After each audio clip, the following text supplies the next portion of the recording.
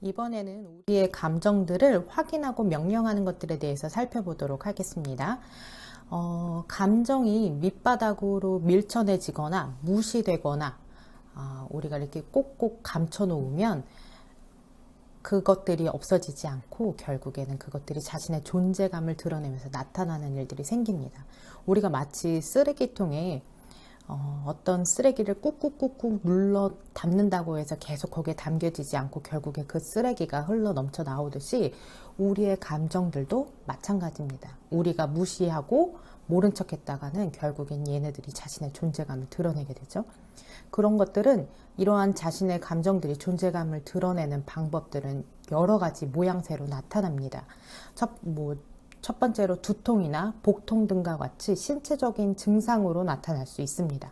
또 식욕이 줄어들거나 또는 엄청나게 많아지거나 또 수면의 질이 떨어진다거나 아니면 집중력에 문제를 일으키는 등과 같은 현상으로 나타나면서 불안증 또는 우울증이 나타날 수도 있습니다. 또 굉장한 많은 에너지를 소모하기도 합니다. 감정이라고 하는 것들이 우리가 느끼고 싶지 않다고 해서 그것들을 느껴지지 않는 게 아니기 때문에 그것들을 무시하는 데는 사실은 굉장한 에너지를 소모하게 됩니다.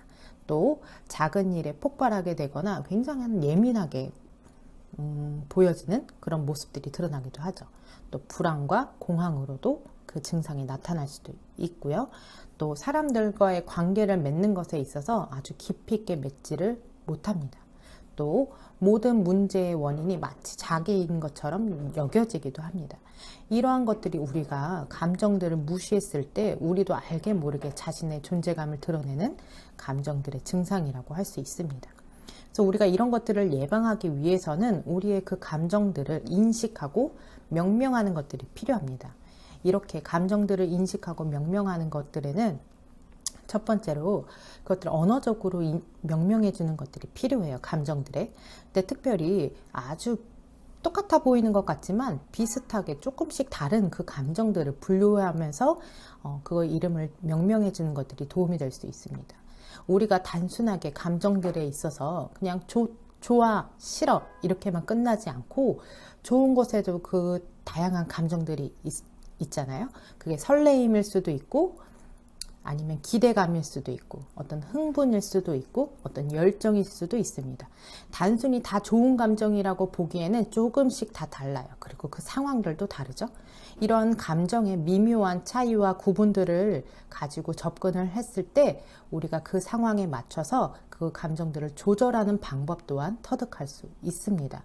또한 감정에 대해서 이렇게 언어적으로 명명하는 것도 필요하지만 비언어적으로 감정을 전달하는 것도 인식하는 것들이 필요합니다. 우리가 의사소통을 하는 방식에는 언어적인 의사소통도 있지만 비언어적인 의사소통도 있습니다. 언어적인 의사소통은 우리가 아까 말한 것처럼 감정의 이름을 명명해 주는 것, 슬픔도 그냥 단순히 슬픔이 아니라 상실감이라든지 우울감, 어떤 공허감 이런 것들과 같이 비슷하지만 다른 감정들의 이름을 명명을 해준 것처럼 이런 것들이 언어적인 거라면 비언어적인 것들은 자신의 감정을 전달하는 것 또는 자신의 의사소통을 하는 수단 속에서 드러나는 어떤 몸짓 또 말투 그리고 말의 강도와 세기 같은 또 표정도 있을 수도 있고요. 이런 것들은 비언어적인 의사소통의 수단이라고 할 수가 있죠. 근데 우리가 언어적으로 사람들과 소통을 할 때는 그것들이 진실이지만 거짓을 이야기할 수 있고 그리고 진실을 숨기면서 자기 의사를 표현하는 것들이 그리 어렵지는 않습니다. 그런데 우리가 의사소통을 하면서 드러나는 우리의 표정이라든지 몸짓 또 제스처 같은 것들은 그것들을 쉽사리 감추는 거는 쉽지 않죠. 그래서 표정과 몸짓을 통해서 정말 그 사람의 말과 같이 표정과 행동과 생각도 그런지 우리는 그것들을 파악할 수가 있습니다. 말로는 괜찮아 라고 얘기를 하지만 그 사람의 표정과 말투와 어떤 몸짓 이런 것들이 전혀 괜찮아 보이지가 않는다면 정말 그 사람이 말로는 괜찮다고 얘기를 하지만 사실은 괜찮지 않다라는 것들을 우리가 인식할 수 있잖아요. 그런 것처럼 비언어적인 의사소통 방식을 인식을 하는 그것도 상대방의 기분이나 이런 것들을 인식하고 정말 그 사람이 무엇을 원하는지, 무엇을 느끼고 있는지, 그리고 그 느끼고 있는 이유가 어디에 있는지 파악하는 데 도움을 받을 수 있기 때문에 언어적으로 감정을 명명하는 것뿐만 아니라 비언어적인 것도 인식하는 것들이 도움이 되죠. 그런데 우리가 사람들과 이야기를 하다가 당신의 기분은 지금 어떠세요? 라고 물어본다든지 아니면 당신은 지금 어떤 감정을 느끼십니까? 라고 얘기를 하면 쉽사리 나의 감정에 대해서 이야기하는 것들이 쉽지는 않습니다. 사람들에게 얘기하면 어떤 단어의 감정 표현들이 있는지 잘 모르겠어요 라고 얘기를 하는 경우도 있고, 또 감정을 드러내는 것들이 좋지는 않은 것 같아요.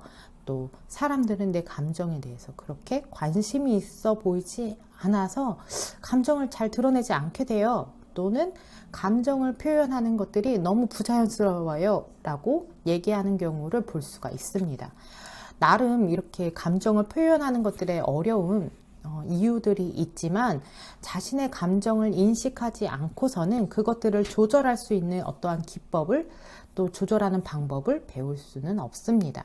힘들지만 자신의 감정을 확인하고 명명할 때 우리는 우리의 삶에 아주 중요한 원동력으로 작용될 수 있는 그 감정이라고 하는 것들을 훨씬 더 잘 다룰 수 있을 것입니다. 그래서 감정의 중요성에 대해서 이번 시간 살펴보았습니다.